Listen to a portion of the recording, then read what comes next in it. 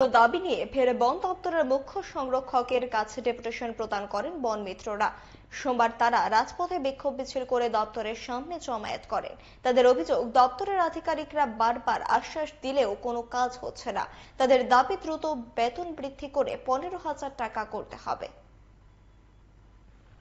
বনমিত্র পোস্টে আমাদের ত্রিপুরা রাজ্যে 2021 সালে জুলাই মাসে 1200 বনমিত্র পোস্টে আমাদের তৎকালীন প্রাক্তন রাজ্যের মুখ্যমন্ত্রী তথা বিপ্লব কুমার দেব, বর্তমানে লোকসভা সাংসদ, আমাদেরকে নিয়োগ করেছিলেন 3180 টাকার বিনিময়ে। বর্তমানে আজকে সেখান থেকে আমরা 4840 টাকা দিচ্ছে, মাসে 20 দিন করে। বর্তমানে আমাদের মুখ্য দাবি, আমরা 4840 টাকা দিয়ে আজকে রাজ্যের শিক্ষিত বেকার যুবকদের বাঁচার মতো কোনো পরিস্থিতি নেই। তাই আমাদের একান্ত দাবি, আমাদেরকে অর্থ দপ্তরের অনুমোদন দিতে হবে এবং আমাদেরকে ন্যূনতম বেতন মাসে 15,000 টাকা করতে হবে এবং আমাদের অর্থ দপ্তরের অনুমোদন দিতে হবে।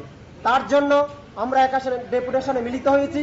আমরা আরো অনেকবার, আরো 4-5 বার আমরা পিসিচিএফ স্যারের কাছে এসেছি, কিন্তু আমাদেরকে উনি আশ্বাস দিয়েছিলেন আমাদেরকে বেতন বাড়িয়ে দেওয়া হবে এবং আমাদের 30 দিন করা হবে, কিন্তু এখন পর্যন্ত আমাদের কোনো সুরাহা হয় নাই।